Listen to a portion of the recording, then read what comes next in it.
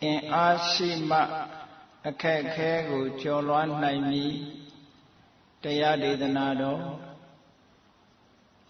Shivono the King Shinomya Vyai Mahakaruna Kongo Ayom Duga Tiju Preso Ado Wanana Banama Adida Katago Yusu Buzo Bi Tayawego Sajaya Yogaba Godi Hibia Bame Yangalangarondo Didogarani Kerangado Loka Hidaya Nato Namo Mahagaruni Gada Dada Yonato Winiya Myaza Dadawa I Chanda Sipa Lula Donda Gombong Kadavi Nata Minya Jinshino Myapayadi Kabagodi Hibi Grigava Yedret Tinchado Pin Lole Abe Miyan Yedret Dainda Pobyajinga Masana Mado Kalali Adin Chitini Gava Shijalo Kalabalo Loga Hidaya Dada Loga I Josiva Aloga Adido Garani Osa de Chile Inga Mita Jima the Midan in the Tazani Sonyani who Jedita when other Asu along Kayano Murogo Garondo Payaji Yan Joko Atodo Muyadi Chibi Kiran Lechim Yellow at the Song Lay Nalo Sewan Goro I Bemaniendo Kadobawa Dana Jimpanya Swa Yodo Mugaya Shalibi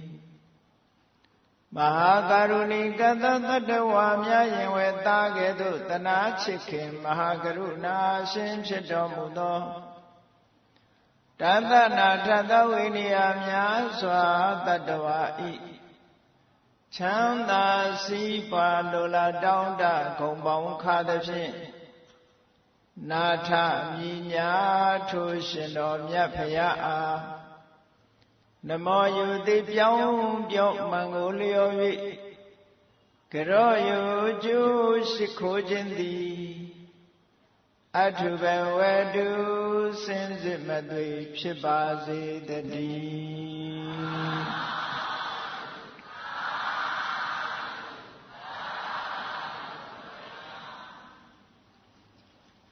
Ashima Kakemia Jolwan Naime Beya Vepsi Logama Chatjo Yare Kakesura Sita Depo Luwa Yaula Lucin and Luwa the Bada Kakeri Shida Eri Kakeri inside Bido Chatjon Naimosura and Amashi Mapchajon Naimo Dajamulo and Ashiyame Buddha Yasaga Tamashu Dongani Shidin Shidate and Ari Shibo Tidotama Lanyum Putara. The Achagan the Rosen bring that up. Tidiana Videka, do the Belu Kakeri, Belu Chatjoame, Sura, the Wobam Nale Dwabi. Mimiru Danama look at the Ari Mabi Deus to an Ari Shila on Josajayama. Edu Mashida and Ari Shila on Lotago where they are gently look yona, no? The Adamago Lina Chintomi solution. Mimima and Ari P. Swan Ari Kudanamaya. Yejizonga Swan R and Arsara, take me Yechi. And Amashi solution, Bamanolo Miahu, the Dajamulo, and Arsara, Diniama, the Kelo at the and Abale. Nandaya Kayigo, Chatan Dwala de Kama, do at the and Agapale. လူဘဝမှာကြုံတွေ့နေရတဲ့လူတိုင်းမရှောင်လွှဲနိုင်အောင်ကြုံတွေ့နေရတဲ့အခက်အခဲတွေကဘာလဲအဲ့ဒီအခက်အခဲတွေကိုကျော်ဖြတ်နိုင်ဖို့ရရှိရမယ့်အင်အားတွေကဘာလဲဆိုတာဘုရားမြတ်စွာကဒီသုတ်တံမှာဟောထားတယ်နော်ဘုန်းကြီးတို့ဒီကနေ့ဟောတဲ့တရားဒီဘုရားမြတ်စွာဟောထားတဲ့သုတ်တံတစ်ခုကိုရှင်းလင်းပြီးတော့ဟောကြားမှာဖြစ်ပါတယ်ဘုန်းကြီးတို့ကိုယ်ပိုင်အတွေးခေါ်ကိုယ့်ဘာကိုယ်ဟောတာမဟုတ်ပါဘူးနော်ဘုရားမြတ်စွာကပါဠိလိုဟောထားတဲ့ဗယသုတ်တံဆိုတာအင်္ဂုတ္တရနိကာယမှာရှိတယ်အဲ့ဒီသုတ်တံကိုရှင်းလင်းပြီးတော့ဒီကနေ့ညဟောကြားရအောင်အင်အားရှိမှအခက်ခဲများကိုကျော်လွှားနိုင်တယ်ကိုယ်အခက်ခဲကိုလူတိုင်းတော့သိကြမှာပဲမြတ်စွာဘုရားကထောက်ပြထားတဲ့အခက်ခဲတွေကဘာတွေတုံးကြည့်ကြရအောင်လူလောကလူရည်လို့ဖြစ်လာလို့ရှိရင်နံပါတ်1ရင်ဆိုင်ရမှာကဘာတော့ဆိုရင်အာဇီဝိကဘယပဲအာဇီဝိကဆိုတာအသက်မွေးအတွက်အခက်ခဲတစ်ခုလူလားမြောက်လာပြီဆိုလို့ရှိရင်အသက်မွေးဝမ်းကြောင်းအတွက်ငယ်စဉ်တောင်ကြီးကလေးဘွားကမိဘတွေကကြောင်းပို့ဘာအတွက်ပို့တာတော့ဆိုလို့ရှိရင်ကြည်အသက်မွေးဝမ်းကြောင်းပညာရဖို့ပို့တာမဟုတ်လားလူတယောက်ဟာလူဘွားမှာဝင်လေထွက်လေလေးနဲ့တဲ့အသက်ရှင်နေလို့မရဘူးတဲ့ပညာရတစ်ခုခုရှိမှအသက်မွေးဝမ်းကြောင်းပြည့်စုံနိုင်တယ်ဒါလူလောကလူတွေအသိဆုံးပဲဟုတ်ကဲ့ဘာပညာမှမရှိဘူးဆိုလို့ရှိရင်လူလောကမှာအသက်ရှင်မှုခက်တယ်အသက်မွေးဝမ်းကြောင်းဆိုတာအာဇီဝိကလူဘဝလူရလူဖြစ်လာပြီးတဲ့နောက်မှာအသက်ရှင်တည်နေဖို့အတွက်ကြိုးပမ်းနေကြနေ့စဉ်လူတွေအလုံးလုံးတာဘာအတွက်တုံးအသက်ရှင်ဖို့အလုံးလုံးအဲ့ဒီအသက်ရှင်ဖို့အလုံးလုံးနေရတဲ့လုပ်တွေကလွယ်ကူသလားလို့ဆိုမလွယ်ကူဘူးတဲ့နော်ကြောက်စရာကောင်းနေရင်ဆိုင်ရတယ်ခဏခေတ်ကြီးဆိုရင်ကဘာမှာပဲကြည့်လေအလုံးလက်မဲ့ပြဿနာကချင်းချောက်ခံမနေရဘူးလားအလုံးမရှိခြင်းဒီပိုက်ဆံမရှိခြင်းပဲဟုတ်ကဲ့လားပိုက်ဆံမရှိခြင်းဒီစားစရာနေစရာဝတ်စရာမရှိခြင်းပဲအလုံးမရှိတော့ဘူးဆိုရင်ပိုက်ဆံမရှိတော့ဘူးပိုက်ဆံမရှိရင်စားစရာမရှိတော့စားစရာမရှိတော့ဘူးဆိုဘယ်လိုလုပ်အသက်ရှင်နိုင်ဘူးဟုတ်ကဲ့လားဒါကြောင့်မို့လို့လူလောကလူရလို့ဖြစ်လာလို့ရှိရင်နံပါတ်1ရင်ဆိုင်ရတဲ့အခက်ခဲတော့လောကမှာအစဉ်ပြေးနေတဲ့ပုဂ္ဂိုလ်တွေမရှိဘူးလားဆိုရှိပါတယ်ဒါပေမဲ့လို့အသက်မွေးဝမ်းကြောင်းနဲ့ပတ်သက်ပြီးလူတိုင်းအစဉ်ပြေတာဟုတ်ကဲ့လားအ ਨੇ စုကအစဉ်ပြေပေမဲ့လို့အများစုအစဉ်ပြေဖို့လိုတယ်ဟုတ်ကဲ့လားကဘာရရဒီကနေ့လူဦးရေတန်းပေါင်း9000ကျော်ရှိတဲ့အထဲမှာအလုတ်လက်မဲ့ပြဿနာဆိုတာသတင်းစာတွေထဲမှာပါတယ်နော်အလုတ်ကင်မရှိလို့အလုတ်ကင်မရှိဘူးဆိုတာလှုပ်ချင်လို့လှုပ်ရတာမဟုတ်ဘူးစားစရာမရှိလို့လှုပ်ရတာဟုတ်ကဲ့ရှိတယ်လေ no work no money တဲ့အလုတ်မရှိဘူးဆိုဘက်ဆံမရှိဘူး no money no food ပဲဟုတ်ကဲ့ဘက်ဆံမရှိဘူးဆိုအစာမရှိဘူးစာမရှိရင်ဘာလို့လဲငတ်သေးဖို့ပဲရှိတာပေါ့ဒါကြောင့်မို့လို့မြတ်စွာဘုရားကဖျားဟောတဲ့တရားတွေကလူလောကရဲ့သဘာဝကိုကြည့်ပြီးဟောထားတာ reasonable ဖြစ်တယ် logical ဖြစ်တယ်လို့ပြောတာနော်နံပါတ်1ကအာဇီဝိကဘုရားတဲ့လူဘဝရောက်လာလို့ရှိရင်နံပါတ်1ရင်ဆိုင်ရမှာတော့အသက်မွေးဝမ်းကြောင်းမှုနဲ့ပတ်သက်ပြီးရင်ဆိုင်ရလိမ့်မယ်တဲ့ဒါဟုတ်တယ်အလုံးပို့ပြီးတော့ဘဝအသီးသီးမှာလူတိုင်းဟာကဘာမှာရှိတဲ့လူတွေကဘာရင်ဆိုင်နေရလဲဆိုဒီအလုတ်ပဲရင်ဆိုင်နေကြတယ်ဟုတ်ကဲ့အာဇီဝိကဘယလို့ခေါ်တဲ့ကြောက်စရာကောင်းတဲ့ အသက်မွေးဝမ်းကြောင်းအခက်အခဲတစ်ခုဖြတ်ကျော်ဖို့ဆိုတာအင်အားရှိမှဖြစ်တယ်အင်အားမရှိမဖြစ်ဘူးဒါနံပါတ်1ရင်ဆိုင်တာအသက်မွေးဝမ်းကြောင်းဆိုတာနေ့စဉ်စားဝတ်နေရေးလူဘဝလူရည်လို့ဖြစ်လာလို့ရှိရင်အသက်ရှင်ဖို့အတွက်အရာလေးမျိုးကိုမှီပြီးတော့နေရအဲ့ဒါဘာလို့ဆိုရင်စားစရာရဲ့ဝတ်စရာရဲ့နေစရာရဲ့မကြမ်းမမာဖြစ်ရင်ဆေးဝါးရဲ့ဟုတ်ကဲ့ဒါပဲဘုန်းကြီးတွေလည်းဒါပဲဘုန်းကြီးတွေရဲ့ပစ္စည်း၄ပါးဆိုတာကြားဦးရလိမ့်မယ်စတုပစ္စယပစ္စည်း၄ပါးကိုလှူဒန်းပါ၏ဆိုတာပစ္စည်း၄ပါးဆိုတာဒါပဲဟုတ်ကဲ့လူတွေလူလောကမှာအသက်ရှင်ရပ်တည်နေတာရောဒါပဲမဟုတ်လားစားစရာရှိရမယ်ဝတ်စရာရှိရမယ်နေစရာရှိရမယ်မကြမ်းမာရင်ဆေးရှိရမယ်ဘုန်းကြီးတွေကြတော့စွမ်းသင်္ကန်းကြောင်းဆေးပစ္စည်း၄ပါးလို့ဒီလိုပြောတာနော်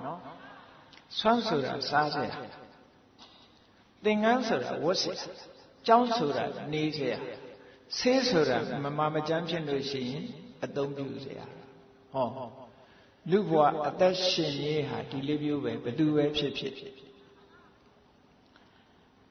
အဲ့ဒါလို့အသက်ရှင်တည်နေဖို့ရအတွက်စားစရာအတွက်အလုပ်ရှိရမယ်ဝတ်စရာရဖို့အတွက်အလုပ်ရှိနေရမယ်နေစရာရှိဖို့အတွက်အလုပ်ရှိနေရမယ်မကြမ်းမမာရင်ဆေးကုသဖို့ဆိုတာရှိရမယ်အဲ့ဒီလိုမှမရှိရင်လူလောကအသက်ရှင်နိုင်မှာမလားမရှင်နိုင်ဘူးဒါကြောင့်မို့လို့လူတိုင်းနံပါတ်1ရင်ဆိုင်ရတာတော့အသက်မွေးမှုပဲဒါကြောင့်မို့အသက်မွေးမှုပညာတွေကိုမရအရကျောင်းတွေမှာတို့ college တို့မှာတို့တက္ကသိုလ်တွေမှာတို့သွားပြီးတော့စီးပူအထောက်ကြရတယ်ငွေကြေးဒနာအကုန်ခံမြောင်များစွာအကုန်ကြခံပြီးတော့ဒီပညာရက်တွေသင်ယူရဘာဖြစ်လို့အသက်မွေးဝမ်းကြောင်းအတွေ့ဟုတ်ကဲ့အပြောသင်တာဟုတ်ကဲ့လားမဟုတ်ဘူးပညာကောင်းကောင်းရလို့ရှိရင်အလုပ်ကောင်းကောင်းရမယ်ဆိုတဲ့မျှော်လင့်ချက်ပဲမဟုတ်လား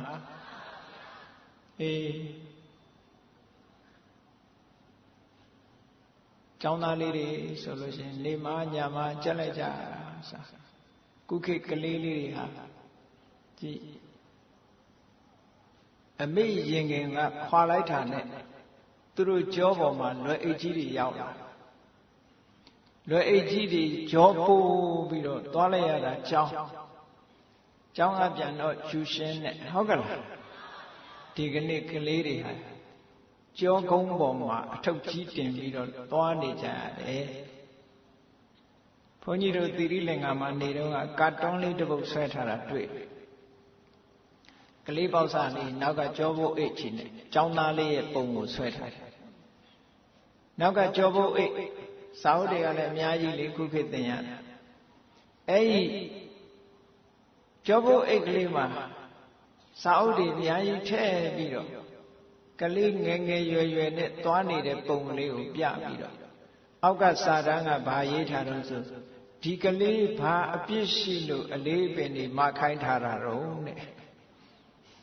ဒီကလေးမှာဘာအပြစ်ရှိလို့တော့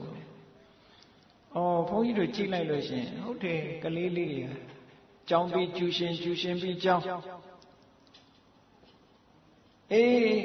ဒါဘာဖြစ်လို့တော့လို့ဆိုရင်အခုပြောခဲ့တဲ့အာစီဝိကဘယအသက်မွေးမှုကိုရင်ဆိုင်ဖို့မဟုတ်လားမိဘတွေကလည်းဒါအတွက်စိုးရိမ်တယ်လေပညာမတတ်ရင်ဒီတွေပင်ပန်းလိုက်မယ်အခုပင်ပန်းတာတော်သေးတယ်ပညာတတ်ရင်ချမ်းသာမယ်ဆိုတဲ့မျှော်မှန်းချက်တွေနဲ့မိဘတွေကငွေကြေးဒနာအကုန်ကြခံပြီးတော့ပညာသင်ပေးတာဘာအတွက်လဲလို့မေးလို့ရှိရင်အသက်မွေးဝမ်းကြောင်းအတွက်ပဲဟုတ်ကဲ့အဲ့ဒါကိုမြတ်စွာဘုရားလွန်ခဲ့တဲ့နှစ်ပေါင်း2500ကဟောခဲ့တာနော်ဒီကနေ့ခေတ်ကိုဟောတာမဟုတ်ဘူးလူရှိနေရင်ဒါတရားတွေကထာဝရမှန်းနေပါလူဟာတူတူပဲလွန်ခဲ့တဲ့နှစ်ပေါင်း2500ကလူဒီကနေ့လူတူတူပဲဟိုနိုင်ငံကလူဒီနိုင်ငံကလူတူတူပဲ လူဆိုသည်မှာတူတူကြည့်ပဲဟုတ်ကဲ့အေးလွန်ခဲ့တဲ့နှစ်ပေါင်း2500ကဟောထားတဲ့တရားဟာဒီကနေ့ထိအောင်မှန်းနေသေးတယ်လူဘဝရောက်လာလို့ရှိရင်နံပါတ်1ရင်ဆိုင်ရမှာကဘာတော့အသက်မွေးမှုတဲ့ဟုတ်ကဲ့လားအဲ့ဒီအသက်မွေးမှုအတွက်ကလေးလေးတွေကမိခင်ရင်ခွင်ကခွာတဲ့အချိန်ကစပြီးအလုံးလုံးကြရပြီဒီအတွက်ညှို့မှန်းချက်ကြီးကြီးထားပြီးအလုံးလုံးနေကြရပြီအဲ့ဒီအာဇီဝိကဘဝဘယဆိုတဲ့ဒီအခက်ခဲတစ်ခုလူလောကရောက်လာတဲ့ပုဂ္ဂိုလ်တိုင်းရင်မဆိုင်ရဘူးလားအေးဒီအခက်ခဲတစ်ခုကြော်ဖြတ်သွားတဲ့အခါကျတော့အခက်ခဲမရှိတော့ဘူးလားလို့ဆိုလာအောင်မယ်အခက်ခဲတွေစဉ်းစားကြည့်အသက်မွေးဝမ်းကြောင်းတော့ပြည့်ပြည့်စုံစုံဖြစ်သွားပြီဆိုပါစို့ဒီအခက်ခဲတစ်ခုဖြတ်ကျော်လိုက်နိုင်ပြီနောက်ထပ်ဘာပြဿနာတစ်ခုနဲ့ထပ်ရင်ဆိုင်ရတော့ကိုယ့်ဘဝကိုစဉ်းစားကြည့်ဘုရားဟောတာဟုတ်မဟုတ်နော်မြတ်စွာဘုရားကထပ်ဟောတယ်ဒုတိယဒီအခက်ခဲပြေလည်သွားရင်ဒုတိယရင်ဆိုင်ရမယ်အရာကဘာလို့ဆိုရင်အတိလောကဘယတဲ့အတိလောကဘယဆိုတာနာမည်ပြတ်မှကြောက်အားဟုတ်ကဲ့အေးအလောက်ကင်ကောင်းဘလို့ကောင်းပညာတွေဘလောက်တတ်လူတယောက်ဟာနာမည်ပြတ်သွားပြီဆိုလို့ရှိရင်မထိခိုက်ပေဘူးလားအေးဒါကြောင့်မို့လို့အကျော်စောမဲ့မှာတို့နာမည်ပြတ်မှာတို့လူတွေမကြောက်ကြဘူးလားကြောက်လို့မဟုတ်တာလှုပ်တောင်တိတ်လှုပ်ကြဟုတ်ကဲ့လူမသိအောင်လှုပ်ဘာလို့လူသိရင်အ ਨੇ ဆုံးရှက်เสียဖြစ်မယ်နာမည်ပြတ်လူတိုင်းနာမည်ပြတ်မှမကြောက်ဘူးလားကြောက်တယ်အဲ့ဒါလည်းအခက်ခဲတစ်ခုနာမည်ပြတ်မှကြောက်เสียကောင်းတဲ့အတွက်ကြောင့်အတိလောကဗျာတဲ့ကုမ္ပဏီပဲဖြစ်ဖြစ်လူပဲဖြစ်ဖြစ်ပုဂ္ဂိုလ်တဦးလည်းပဲဖြစ်ဖြစ်အဖွဲ့အသင်းပဲဖြစ်ဖြစ်နာမည်ပြတ်သွားပြီဆိုလို့ရှိရင်ဒီလူဟာအခက်ခဲတွေအများကြီးကြုံသွားပြီဟုတ်ကဲ့လားဒါကြောင့်မို့လို့အသက်မွေးမှုပြေလည်ပြီးတဲ့နောက်မှာနာမည်မပြတ်ဖို့ကပိုအရေးကြီးလာပြန်ဟောဒီအခက်ခဲတစ်ခုထိန်းရဒီအခက်ခဲတစ်ခုတော့ဘာနဲ့ထိန်းလို့ဆို morality ကိုချင်းတရားရှိနေဖို့လိုတယ်မှန်ကန်တဲ့သစ္စာရှိလူချင်းချင်းပေါင်းတဲ့အခါမှာမင်းမသစ္စာလူမဂတိတည်တာမျိုးနော်အဲ့ဒီအတ္တိလောကဘယလို့ဆိုတဲ့အကျော်စောမဲ့တဲ့ဘေးဟာလည်းပဲလူလောကမှာရင်ဆိုင်ရတတ်တဲ့အရာဖြစ်လို့အသက်မွေးမှုဝမ်းကြောင်းပြေလည်သွားပြီဆိုလို့ရှိရင်ဒီဟာနဲ့တွေ့လိမ့်မယ်တဲ့အဲ့ဒါလည်းပဲအင်အားမရှိဘူးဆိုရင်မဖြတ်ကျော်နိုင်ဘူးဒါလည်းဟုတ်ကဲ့ကဲကောင်းပြီနာမည်ပြတ်တဲ့ဘေးမရှိပါဘူးလူတော်လူကောင်းဖြစ်သည့်အတွက်ကြောင့်အသက်မွေးဝမ်းကြောင်းမှုလည်းအဆင်ပြေတယ်နာမည်လည်းမပြတ်ဘူးကောင်းကောင်းနေသည့်အတွက်ကြောင့်နာမည်မပြတ်ဘူးအခက်ခဲကုန်သွားလားဆိုမကုန်သေးဘူးနောက်တစ်ခုလာအောင်နောက်တစ်ခုကဘာတော့ဆိုပရိသတာရစ္ဆဘယပရိသဆိုတာပရိသတာရစ္ဆဆိုတာကြောက်တာလူကြားတဲ့တိုးရမှာကြောက်တဲ့အခက်ခဲတဲ့လူကြားတဲ့ဆိုတာလူတိုင်းတိုးရတာမဟုတ်ဘူးเนาะဟုတ်ကဲ့လားလူကြားတဲ့မတိုးရတဲ့လူကြားတဲ့မတိုးဘူးဆိုတော့သူတခုလှုပ်ထားလို့နေမှာပေါ့လူလည်းကောင်းမသွားရဘူးလူကြားတဲ့မတိုးရဘူးလူတွေထဲမှာမျက်နှာမပြရဲဘူးဆိုတာမျိုးမရှိဘူးလားအေးပရိသတ်ထဲမှာမဝင်ဆန့်ဘူးတဲ့မဟုတ်တာလို့တဲ့ပုဂ္ဂိုလ်ကကုတ်ချောင်းနဲ့ပရိသတ်ထဲမှာမသွားရဲဘူးတိတ်တယ်ငါအကြောင်းတွေများသိကုန်မလားသူများတွေကငါအကြောင်းများပြောနာလားနှစ်ယောက်တူတူပြောနေငါအကြောင်းပြောတယ်ပဲထင်ဟုတ်ကဲ့လားအဲ့ဒါလို့လူကြားတဲ့မဝင်ဝဲအောင်ဖြစ်ရတဲ့အနေအထားမျိုးဟာလည်းပဲလူလောကမှာမကြုံတွေ့ရဘူးလားဒါလည်းအခက်ခဲတစ်ခုပဲကဲဒါတွေပြေးပါပြီအသက်မွေးဝမ်းကြောင်းကလည်းအဆင်ပြေတယ်နာမည်ပြတ်တာလည်းမရှိဘူးပိဋကတ်ထဲမှာလည်းတင့်အောင်တင့်တယ်ပဲအားလုံးက welcome လုပ်တယ်ဟုတ်လားလာလို့ရှိရင်အားလုံးကနေရာပေးတယ်welcome လုပ်တယ်ပိဋကတ်ထဲမှာလည်းရဲဝံ့သွားနိုင်လာနိုင်တယ် အဲ့ဒီအနေထားတွေရောက်ပြီးတော့နောက်ထပ်ရင်ဆိုင်ရမယ့်အခက်အခဲမရှိဘူးလားလို့ဆိုရှိသေးတယ်နောက်ထပ်ရင်ဆိုင်ရမယ့်အခက်အခဲကတော့ဘယ်လူမျိုးမှမရှောင်နိုင်တဲ့ရှောင်လို့မရတဲ့အခက်အခဲတစ်ခုပါတော့ဆိုရင်သိချင်းတရားတဲ့မရဏဘယသိရမှာမကြောက်ဘူးလားလောကကြီးမှာအစဉ်ပြေးနေလေပို့ပြီးမသေးခြင်းလေပဲဟုတ်ကလားအစဉ်မပြေတဲ့လူကတော့သေခြင်းတယ်လေသေခြင်းလို့တရားဘောခုံချတာတို့ဘာလုပ်တာတို့ညာလုပ်တာတို့စိတ်တောက်တာတို့ဟုတ်ကဲ့အစဉ်ပြေးနေပြီဆိုရင်ဘယ်မှမသေခြင်းဘူးသို့တော်လည်းပဲမသေးခြင်းလို့ရောနေရမလားမနေရဘူးအဲ့တော့နောက်ဆုံးရင်ဆိုင်ရမယ့်အခက်ခဲကဲသေရပြီဆိုတဲ့အချိန်မှာသေခြင်းတရားကိုရင်ဆိုင်ပြီဆိုရင်ကြောက်လန့်နဲ့သေရတာမဟုတ်ဘဲနဲ့ရဲဝံ့ကိုသေခြင်းတရားကိုရင်ဆိုင်နိုင်ဖို့အရေးမကြီးဘူးလားလူလောကလူတိုင်းသေရမယ်ဆိုတာတော့သိတယ်ပြီးတော့လဲကြောက်တယ်ကြောက်နေလို့လဲလွတ်လာဆိုမလွတ်ဘူးတချို့များဘလောက်ကြောက်တုံးလို့ဆိုလို့ရှိရင်သေရမှာဘလောက်ကြောက်တုံးဆိုရင်မင်းအသက်ဘလောက်ရှိပြီတော့မေးရင်မကြိုက်ဘူးဘုန်းကြီးတို့အယက်စီကဒကာကြီးတယောက်ဆိုလို့ရှိရင်သူ့အသက်မေးလို့ရှိရင်အဲ့ဒါရန်သူပဲသူက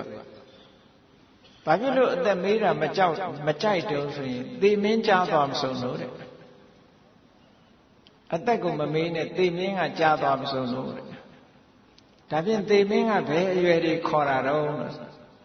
သေမင်းကအရွယ်မကြီးပါဘူးခေါ်ပါတယ်ဟုတ်ကဲ့လားငယ်လေးလည်းသေတာပဲလူလတ်လည်းသေတာပဲလူကြီးလည်းသေတာပဲဟုတ်လားအသက်သိလည်းသေတာပဲအသက်မသိလည်းမသေဘူးလားသူကကြံဖန်ကြောက်တာသေမင်းကြားသွားမစုံသူကသေမင်းကိုတခြားလာတယ်ထင်းနေတာအဲ့ဒီပြောတဲ့လူကသေမင်းကြီးပဲဘုန်းကြီးတို့တခါတော့ကစာသင်ကလေးတွေမေးဘူးတယ်ဟေးမင်းတို့သေမင်းဆိုတာမြင်ဘူးလားမမြင်ဘူးတဲ့မမြင်ဘူးရင်မှန်လေးသာထောင်ကြည့်လိုက်ကွာသေမင်းကတော့မင်းနဲ့တူနေတာပဲမှန်ထောင်ကြည့်လိုက်ရင်သေမင်းမြင်ဘူးပါလိမ့်မယ်ကြက်လားတခြားထောင်နေနဲ့ကိုယ့်မျက်စိရှိကိုယ့်ရှိကိုထောင်ကြည့်လိုက်အဲ့ဒီမှန်နဲ့ပေါ်လာတာသေမင်းပဲတချို့ကသေမင်းဆိုတာအစွဲကြီးနဲ့လားနော်လက်သေးရှည်ကြီးနဲ့လားလို့ဒီလိုအောင်းမေ့ဟုတ်ပါဘူးချောလှလေးကိုသေမင်းမှန်နဲ့မှပေါ်လာတာလေအေးနောက်ဆုံးလူတွေကြော်လွှားရမယ့်အခက်ခဲတစ်ခုကသေခြင်းတရားတစ်ခုပဲတဲ့ဟုတ်ကဲ့လားလူလောကကြီးမှာဘလောက်အဆင်ပြေနေအလောက်ကင်ကဘလောက်ကောင်းနာမည်ကဘလောက်ကောင်းပရိသတ်ထဲမှာဘလောက်နာမည်ကြီးနေနောက်ဆုံးရင်ဆိုင်ရမယ့်အခက်ခဲတစ်ခုကဘာလို့သေခြင်းတရားအဲ့ဒီသေခြင်းတရားကိုကြောက်ရွံ့မနေပဲနဲ့ရင်ဆိုင်ပြီးတော့ကြော်ဖြတ်ရမှာအဲ့ဒီတစ်ခုကဲဒါနဲ့ပြဿနာကကုံသွားလားလို့ဆိုမကုံသေးဘူးလာသေးတယ်လူ့ဘဝရောက်လာရင်တည်သွားလူတွေကပြောတယ်အေးတာပဲနဲ့မပြောဘူးလားအေးသေအေးတာပဲသေအေးတာပဲနဲ့ခဏပြောမအေးဘူးနောက်တစ်ခုပြဿနာတစ်ခုချန်နေတယ်နော်အဲ့ပြဿနာတခြားမဟုတ်ဘူးတကြိုစီမရှိတဲ့ပြဿနာပြောတာမဟုတ်ဘူးဟုတ်ကဲ့တကြိုစီရှိမရှိဒါကြီးတော့ဘယ်သူမှသိမထားဘူးဟုတ်ကဲ့ဘယ်သူမှသိမထားဘူးအဲ့တော့နောက်ပြဿနာတစ်ခုကိုမြတ်စွာဘုရားကဟောတာတော့ဆိုဒုက္ခတိဗျာတဲ့သေသွားလို့ရှိရင်ကောင်းရမွန်ရမရောက်ခိုင်းနဲ့မကောင်းတဲ့ဘုံရောက်သွားမှာရောမကြောက်ရဘူးလားကြောက်ရတယ်အဲ့ဒါကိုကြောက်စရာကောင်းလူဘဝကသေသွားပြီးနွားဖြစ်မှလည်းကြောက်ရတယ်ခွေးဖြစ်မှလည်းကြောက်ရတယ်ကြောင်ဖြစ်မှလည်းကြောက်ရငရဲကြသွားမှလည်းကြောက်ရဟုတ်ကဲ့အေးအပယ်လေးပုံဆိုတာကြောက်စရာအပယ်လေးပုံဆိုကြောက်စရာတချို့ကငရဲဆိုတာရှိလို့လားလို့ပြောတဲ့လူကရှိသေးတယ်နော်တရိစ္ဆာန်တော်သူတို့မြင်ဘူးနေတာဆိုတော့ရှိရလားမမေးဘူးငရဲကတော့မမြင်ဘူးတော့ရှိရလား မြတ်စွာဘုရားကငရဲဆိုတာရှိတယ်ဆိုတာငရဲရဲ့ဒုက္ခကိုမြတ်စွာဘုရားဘယ်လိုဟောထားတော့ဆိုရင်အလုံးနားလည်အောင်မြတ်စွာဘုရားဘယ်လိုဟောငရဲဆိုတာတဲ့အမတန်ကြီးလေးတဲ့ဒုက္ခမျက်စိကမြင်ရသမျှလဲကြောက်စရာလန့်စရာကြီးပဲမြင်ရနားကကြားသမျှလဲမကောင်းတဲ့အတန်တွေပဲကြောက်စရာအတန်တွေပဲကြားရမယ်နှာခေါင်းကနမ်းရှူရတဲ့အနံ့ကလည်းပဲကြောက်စရာအနံ့ကြီးတယ်လျှာကနေပြီးတော့လက်ရရတဲ့အရာကလည်းဆိုးရတဲ့အရာခန္ဓာကိုယ်ကထိတွေ့ရတာလည်းပဲကြမ်းတမ်းခက်ထန်လာတဲ့နာကျင်စူးရှလာတဲ့အရာမျိုးတွေကြီးပဲတဲ့ဟုတ်ကဲ့မြတ်စွာဘုရားကငရဲရဲ့ဒုက္ခကိုဥပမာပေးထားတာရှိတယ်ရာဇဝသားတယောက်ကိုဘုရင်ကအမိန့်ချတယ်တဲ့ဒီကောင်ဆိုးတယ်မနဲ့ခင်းမှာလှန်နဲ့အချက်တရာထိုးဟောနေ့လည်ခင်းမှာလှန်နဲ့အချက်တရာထိုးอ่ะညကြလို့ရှိရင်ညနေခင်းမှာလှန်နဲ့အချက်တရာထိုးอ่ะဟောအချက်300ထိုးခံအောင်အပြစ်ထံပေးတယ်ကဲလှန်နဲ့ထိုးတယ်ဆိုတာအလုံးလှန်ဆိုတာမြင်ဘူးတာပဲเนาะမနာပေဘူးလားအေးနာယုန်နေပဲကမယ်เนาะအချက်300တော့မထိုးရတော့ပါဘူးအချက်300မစိတ်ခင်သေသွားမှာပေါ့အဲ့ဒီလူရဲ့ဒုက္ခကိုစဉ်းစားကြည့်လှန်နဲ့အချက်300ထိုးခံရတဲ့လူရဲ့ဒုက္ခကိုစဉ်းစားကြည့်မြတ်စွာဘုရားကငရဲဒုက္ခဆိုတာဒီတဲ့ကြီးတယ်တဲ့အဲ့ဒီငရဲဘုံကိုဘယ်လိုပုဂ္ဂိုလ်တွေရောက်ကြတာတော့ဆိုလို့ရှိရင်အကုသိုလ်မှုပြုတဲ့ပုဂ္ဂိုလ်တွေရောက်တာသူများသက်တတ်တယ်သူများဥစ္စာခိုးတယ်မကောင်းတဲ့အလုပ်တွေဒုစရိုက်လုပ်ငန်းတွေကိုတွင်တွင်လုပ်ပြီးကုသိုလ်ကောင်းမှုလုံးဝမရှိတဲ့ပုဂ္ဂိုလ်တွေအဲ့ဒီပုဂ္ဂိုလ်မျိုးတွေဟာသိလို့ရှိရင်ငရဲရောက်သွားတတ်တယ်နောက်တစ်ခုကတော့ရေပုံရအားဖြင့်ပြောမယ်ဆိုရင်ဒေါသနဲ့သိလို့ရှိရင်ငရဲရောက်တယ်တဲ့အရေပုံရဟုတ်လားသိတဲ့အချိန်မှာဒေါသနဲ့သိသွားရင်ငရဲရောက်တယ်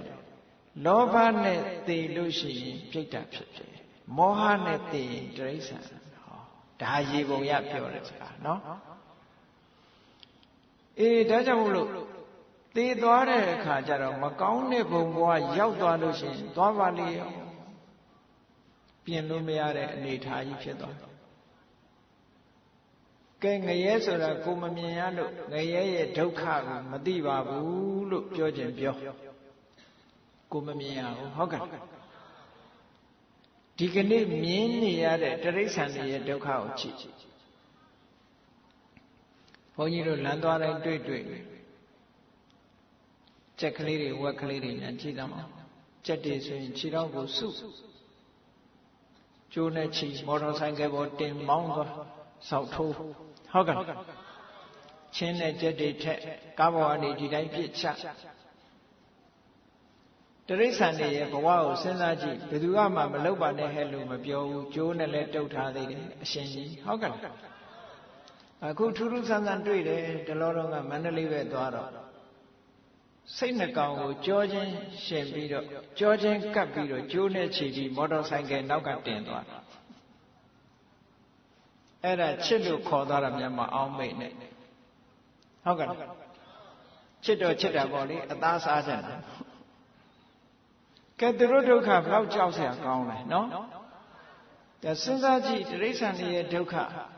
မြတ်စွာဘုရားသခင်ကိုရောမြတ်ကတိရစ္ဆာန်တွေရဲ့အကြောင်းကိုစကားနှခွန်းနဲ့ဟောထားတာရှိတယ်ဘာလို့ဆိုရင်အင်ညမင်ညခါရိကာဟိုအာဖရိကတောရိုင်းကသွားပြီးတော့တယ်လီဗီရှင်းတွေရိုက်ပြီးတော့ပြနေတဲ့ Discovery Channel ဆိုတာရှိတယ်အဲ့ဒီအာဖရိကတောရိုင်းကတိရစ္ဆာန်တွေရဲ့သဘာဝကိုရိုက်ကူးထားတာကိုကြည့်မယ်ဆိုရင်တိရစ္ဆာန်တွေဟာအင်ညမင်ညခါရိကာတကောင်တကောင်တတ်စားနေတာတဲ့အဲ့ဒီမှာကြည့်လို့ရှိရင်ကျွဲကြီးတွေဆိုရင်မသိမရှင်နောက်ကခြေလေးကနေပြီးတော့ခုန်တက်ပြီးတော့ကျွဲရဲ့ကြောကုန်းကိုခွာစားနေတာလေးတောင်တွေ့ဟုတ်ကဲ့ဒီလိုပဲတကောင်တကောင်တတ်စားနေကြတာ မြင်းကြားတွေရေထဲဆင်းတော့မိချောင်းကတတ်စားတယ်ကုန်းပေါ်ရောက်တဲ့အခါခြင်သေးတို့ကြားတို့ကစားတယ်တောကျွဲတွေကွဲသွားပြီဆိုရင်ခြင်သေးတို့ကြားတို့ကကြိုက်တတ်စားတယ်ခြင်သေးရဲ့ပါဇက်ကြားရဲ့ပါဇက်ထဲမှာမျက်လုံးကလေးပြူးပြီးတော့အသက်ပြောက်သွားကြတာကြည့်နော်လူလောကအတွက်တိရစ္ဆာန်တွေကအသက်ပြောက်နေတာတန်ပေါင်းများစွာတနေ့တနေ့နဲတာမဟုတ်ဘူးလူတန်ပေါင်း1000စားဖို့အတွက်တိရစ္ဆာန်တွေတန်ပေါင်းများစွာအသက်ပြောက်ကြက်တွေအသက်ပြောက်တယ်ဝက်တွေအသက်ပြောက်တယ်ဆိတ်တွေအသက်ပြောက်တယ်နွားတွေအသက်ပြောက်တယ်မပြောက်ဘူးလားငါးတွေဆိုမပြောနဲ့တော့ဟုတ်ကဲ့ငါးတောင်မှအခုကရိုးရိုးငါးမဟုတ်ဘူးစီးဖူးဆိုပြီးပင်လယ်ထဲရှိတဲ့ကောင်အကုန်စားတော့တာနော်အဲ့တော့တိရစ္ဆာန်တွေဟာသူတို့ချင်းချင်းလဲတတ်စားတယ်လူတွေကလည်းတတ်စားတယ်ဆိုတော့သူတို့ဒုက္ခမကြီးကျယ်ဘူးလားအညမညခါရိကအချင်းချင်းလဲတတ်စားတာခံရတယ်ဒုက္ခလခါရိကအာမရှိတဲ့အကောင်ကိုအာရှိတဲ့အကောင်ကတတ်စားတာလဲခံရတယ်ဆိုတော့တိရစ္ဆာန်ရဲ့ဒုက္ခကိုမြတ်စွာဘုရားကငါဘုရားနှိုင်းရှင်လို့တောင်မပြနိုင်ပါဘူးတဲ့အမတန်ကြီးမားပါလေဟုတ်ကဲ့လားလူတွေနဲ့ရင်းနှီးလာတဲ့အနိကနေရတဲ့နွားတွေပဲကြည့်အောင်နွားတွေနဲ့အလုံးလုံးတဲ့လူကဒီနွားနေမကောင်းလားခေါင်းခဲနေလားသိရလားခေါင်းခဲလဲလှုပ်ပဲနော်ဘိုက်နာနေလဲပြောတတ်ကြလားအစာစားလို့ရှိရင်လည်းစားသေးတယ်မလုပ်ပြရစေနဲ့ရမလားဘာမှမပြောတတ်ဘူးဟုတ်ကဲ့အကုသိုလ်ကံအကျိုးပေးထားတဲ့အတွက်ကြောင့်ဘာဆိုဘာမှမပြောတတ်ဘူးခိုင်းရလို့ကဲသူတို့ဒုက္ခကိုနည်းနည်းလေးစဉ်းစားကြည့်ဘလောက်ကြီးချင်အလွန်ကြီးမားတဲ့ဒုက္ခကြီးဒါကြောင့်မို့လို့နောက်ဆုံးလူတွေအတွက်မှကြောက်เสียအခက်ခဲတစ်ခုကဘာလို့ဆိုရင်ဒုက္ခတိပယတဲ့မကောင်းတဲ့ဘုံဘဝရောက်သွားမှာကြောက်เสียအကောင်းဆုံးပဲမြတ်စွာဘုရားကတစ်ချိန်တစ်ခါဒုက္ခတိဘုံရောက်သွားတဲ့ပုဂ္ဂိုလ်ဟာလူဘဝပြန်ရဖို့ဆိုတာအလွန်ခဲရင်သွားပြီတဲ့ဟုတ်ကဲ့လားဘာဖြစ်လို့ခဲရင်သွားပြီလဲလို့ဆိုလို့ရှိရင်လူဘဝကမှကုသိုလ်စိတ်ကလေးတစ်ခါတည်းဖြစ်နိုင်သေးတယ်တိရစ္ဆာန်ဘဝကုသိုလ်ဖြစ်ဖို့ဆိုတာအလွန်ခွင့်ရနေသွားတယ်ကုသိုလ်မှမဖြစ်လို့ရှိရင်ကုသိုလ်ကောင်းမှုကသာလူဘုံကောင်းရာဒုက္ခတိကိုရောက်စေနိုင်တာဖြစ်သည့်အတွက်ကြောင့်ကုသိုလ်စိတ်မှလုံးဝမဖြစ်တဲ့တိရစ္ဆာန်တွေဖို့လူဘဝပြန်ရဖို့ဆိုတဲ့ဟာအမတန်မှခဲရင်သွားကြီးကျယ်တဲ့ဆုံးရှုံးမှုကြီးပဲသူတို့ဟုတ်ကဲ့မြတ်စွာဘုရားကကာဏကိစ္စဘောပမသုတ်တံမှာဆိုရင်ကာဏဆိုတာမျက်စိကန်းနေတဲ့ကိစ္စပဆိုတာလိတ်ကန်းမျက်စိနှလုံးကွဲနေတဲ့လိတ်ကြီးတစ်ကောင်ပင်လယ်ထဲမှာပင်လယ်ကျမ်းပြည်ရေထဲမှာမြေကျက်စားနေတယ်အဲ့ဒီပင်လယ်ထဲမှာလည်းပဲအပေါက်တစ်ပေါက်တည်းရှိတဲ့ထံဘူရုံကြီးလည်းပဲလှိုင်းပုတ်ရမျောချင်ရမျောနေတယ်အဲ့ဒီအချိန်မှာပင်လယ်ထဲမှာလှည့်လည်ပြီးတော့ကျက်စားနေတဲ့လိတ်ကမ်းကြီးကနှစ်ပေါင်း100ကြာတဲ့အခါမှာပင်လယ်မျက်နှာပြင်ပေါ်လာပြီးခေါင်းကလေးပြူတယ်တဲ့အဲ့ဒီသူခေါင်းလေးပြူလိုက်တဲ့အခိုက်မှာခုနတော့ကမျောချင်ရမျောနေတဲ့ထဘိုးတော်ကြီးရဲ့အပေါက်နဲ့သူ့ခေါင်းနဲ့စွန့်မိဖို့ဆိုတာဖြစ်နိုင်မှာမလားအဲ့ဒါကမှမတော်တဆဖြစ်ခြင်းဖြစ်အောင်ပဲတဲ့လူပြန်ဖြစ်ဖို့ခက်တယ်ဟောဖျားပေးတဲ့ဥပမာနော်မယုံမရှိနဲ့တချို့ကတော့လူလောကလူဥယျာဉ်တွေတိုးနေသည့်အတွက်ကြောင့်လူဘဝရခဲ့တယ်လို့တော့မယုံကြဘူးတတ္တဝါတွေရဲ့အနေအထားကိုစဉ်းစားကြည့်လူနဲ့တိရစ္ဆာန်ဘယ်အများလူကပါခုမှတန်ပေါင်း9000ဆိုတာရှိတိရစ္ဆာန်ကြတော့တန်ပေါင်း9000မကဘူးဟုတ်ကဲ့တမျိုးတည်းတင်ကိုမကပွဲစိတ်တမျိုးတည်းတင်ပဲကြည့်ပေါ့နော်ပွဲစိတ်တမျိုးတည်းတင်ငါးတမျိုးတည်းတင်ပဲဒီလောက်မကအဲ့တော့တိရစ္ဆာန်လူလောကတိရစ္ဆာန်လောကနဲ့လူလောကဒီနှစ်ခုကိုနှိုင်းယှဉ်ကြည့်လိုက်လို့ရှိရင်လူဘဝရခဲ့တယ်ဆိုတာမထင်ရှားဘူးလားကုသိုလ်ကောင်းမှုလေးရှိလို့ လူဘဝလာကျင်တာတောင်ခုခေတ်မှာလာခွင့်မပြုဘူးဆိုတာတွေကြားဘူးကြပါတယ်တော့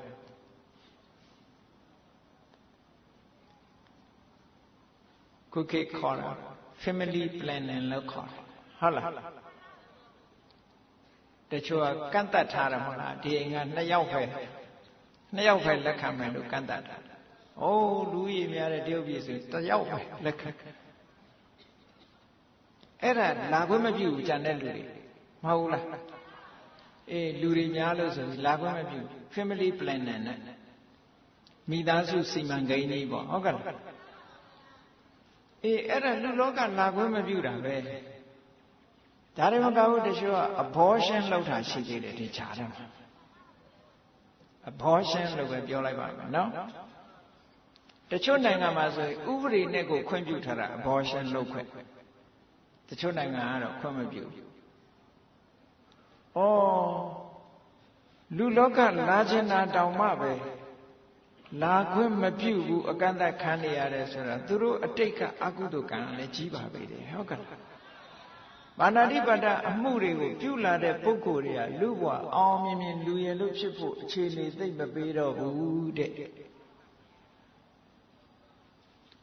တချို့ကြတော့မွေးကြတဲ့ကယောဂလေးနဲ့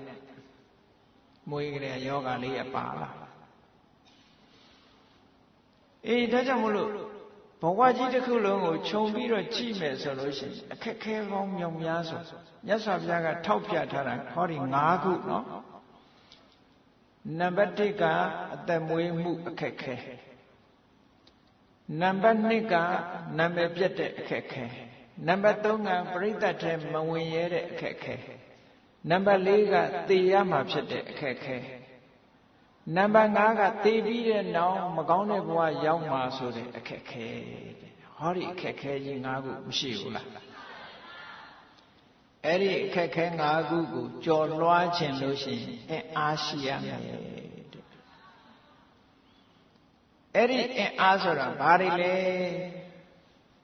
ဓနအင်အားနဲ့ကြော်လွှားလို့မရဘူးသေခြင်းတို့နောက်ဘဝဒုက္ခတိမရောက်ဖို့ဆိုတာဓနအင်အားနဲ့ကြော်လွှားလို့ရပါမလားလောကမှာအင်အားဆိုတာမျိုးမျိုးရှိတယ်ထင်မယ်မြတ်စွာဘုရားကဆိုလိုတဲ့အင်အားစိတ်ချရဆုံးအင်အား၄မျိုးတဲ့ဟုတ်လားအဲ့ဒါကိုမှတ်ထားအဲ့ဒီ၄မျိုးကိုမှကိုယ်တဏ္ဍာမှာမရှိသေးဘူးဆိုရင်အဲ့ဒီအင်အားမရှိအောင်ကြိုးစားရမယ်ဟုတ်ကဲ့နံပါတ်1ကပညာခွန်အားပညာဗလပညာခွန်အားရှိရမယ်တဲ့ဟောဒီအခက်ခဲတွေကြော်လွှားကြလို့ရှင်နံပါတ်1ကပညာခွန်အားပညာဆိုတာခုခေတ်ကျောင်းတွေမှာသွားတဲ့ပညာမျိုးကိုမပြောဘူးမြတ်စွာဘုရားကဒီနေရာမှာပညာအင်အားဆိုတာဘာလို့ဆိုရင်ဟောတာကအကုသိုလ်ဒါကကုသိုလ်ဒီလိုသိတဲ့ပညာကိုပြောတာတဲ့ခုနကတွေကြော်လွှားဖို့အတွက်ကကုသိုလ်အကုသိုလ်သိဖို့ဆိုတဲ့ပညာမလိုအပ်ဘူးလားလိုအပ်တယ်ဒါကအပြစ်ရှိရဲ့ဒါကအပြစ်မရှိဘူးလို့သိရမယ်ဒါကကျင့်သုံးသင့်တယ်ဒါကမကျင့်သုံးနဲ့လှုပ်သင့်တယ်ဒါကမလှုပ်သင့်ဘူးဒါကလှုပ်သင့်တယ်ဒါကမလှုပ်သင့်ဘူးခွဲခြားသိတဲ့ပညာမျိုးတဲ့ဟုတ်ကဲ့လောကမှာအပြစ်ရှိတာနဲ့အပြစ်မရှိတာခွဲခြားသိဖို့ကုသိုလ်နဲ့အကုသိုလ်ခွဲခြားသိဖို့လှုပ်သင့်တာမလှုပ်သင့်တာခွဲခြားသိဖို့မသိဘူးဆိုရင်ဘာဖြစ်တော့မလှုပ်သင့်တာတွေလှုပ်မယ်လှုပ်သင့်တာတွေမလှုပ်ဖဲနေမယ်ဆိုတော့အကျိုးမဲ့ဖြစ်တတ်တယ်ဒါပြောထို့တူပဲကုသိုလ်အကုသိုလ်မှမသိလို့ရှိရင်ကုသိုလ်ကိုအကုသိုလ်ထင်ပြီးတော့နေမယ်အကုသိုလ်ကိုကုသိုလ်ထင်ပြီးတော့လုပ်နေမယ်မရှိဘူးလားဒါမျိုးတွေတချို့ကကုသိုလ်ရတယ်ထင်ပြီးတော့အကောင်မလောင်နေတတ်တယ်ကုသိုလ်ရတယ်လို့ထင်ဟုတ်ကဲ့ချို့ဆိုဘာပြောသေးလို့ဆိုအာမတရိစ္ဆာန်ဆိုတာလူချွတ်မှကျွတ်ထားတယ်လှုပ်လိုက်ပြီနော်အေးလူချွတ်မှကျွတ်လဲကိုယ်လည်းအချွတ်ခံရမယ်ဆိုတာတတိထားပါအေးအဲ့ဒါလို့လောကကြီးမှာဒီမှားရွေးတဲ့အတွေးခေါ်တွေရှိတယ်တချို့ကကိုယ့်ရောက်တိရစ္ဆာန်လေးတကောင်ခြေချိုးသွားတယ်ဆိုရင်ဟာဝတ်ပါလိုက်မယ်တခါတည်းအသေးသက်လိုက်အဲ့လိုလူကလည်းရှိသေးတယ် ခြေတော်ကျိုးတာဝတ်ပါမှာကြောင့်တတ်လိုက်တယ်ဆိုရင်တတ်တဲ့ဝတ်မပါဘူးလားတတ်ခံရမှာပေါ့နောက်တော့ခြေတော်ကျိုးအောင်လုပ်တာခြေတော်ကျိုးရုံပဲအသက်မသေးဘူးဟုတ်ကဲ့ဒါပေမဲ့လို့ခြေတော်ကြီးကျိုးနေတာကိုမကြည့်ကျင်ဘူးပေါ့လေဝတ်ပါမဲ့ထင်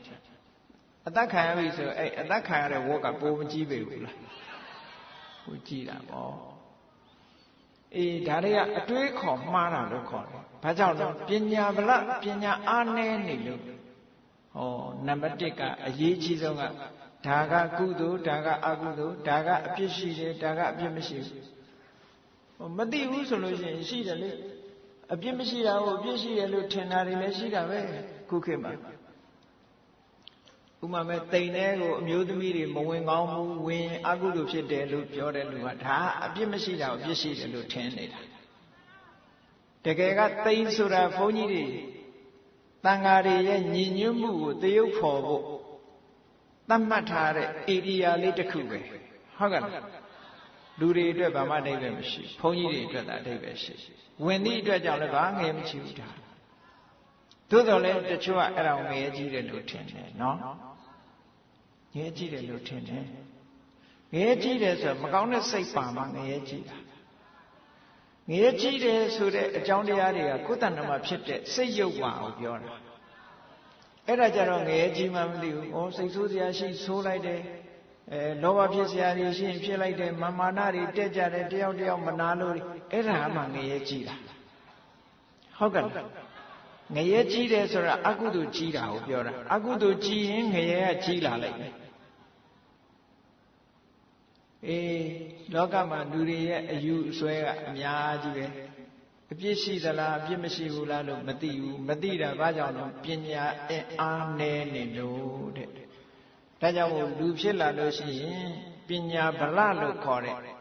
ကုသိုလ်အကုသိုလ်ကိုသိစွမ်းနိုင်တဲ့ပညာခွန်အားအပြစ်ရှိတာမရှိတာကိုခွဲခြားသိနိုင်တဲ့ဉာဏ်ခွန်အားလှုပ်တဲ့နာနဲ့မလှုပ်တဲ့နာခွဲခြားသိနိုင်တဲ့ခွန်အားတဲ့အဲ့ဒီခွန်အားဟာအရေးကြီးဆုံးပါပဲလို့ဒါဗုဒ္ဓမြတ်စွာကဒီလိုဟောပါတယ်နော်အဲ့ဒီအသိပညာနဲ့မှဝေခွဲပြီးတော့မလုံတဲ့နာကိုရှောင်တယ်လုံတဲ့နာကိုလှုပ်တယ်အကုသိုလ်ကိုရှောင်တယ်ကုသိုလ်ကိုဆောင်တယ်ဆိုလို့ရှိရင်ခုနကပြောတဲ့အခက်ခဲတွေကကျော်လွှားသွားနိုင်တယ်အခက်ခဲတွေကျော်လွှားသွားနိုင်တယ်ဒါကြောင့်မို့နံပါတ်1အရေးတကြီးဆောင်ရွက်ရမှာကတော့ပညာခွန်အားပဲဒါဖြင့်ဒီပညာခွန်အားတပည့်တော်တို့နည်းနေသေးတယ်ဘလို့ရအောင်လုပ်မလို့ဆိုလို့ရှိရင်တရားနာရမယ်တရားစာပေတွေဖတ်ရမယ်မသိတာတွေကိုမေးရတယ်ဟုတ်ကဲ့ဒီဟာကအပြစ်ရှိသလားဒါကအပြစ်မရှိဘူးလားဒါကကုသိုလ်လားဒါကအကုသိုလ်လားမမေးသင့်ဘူးလား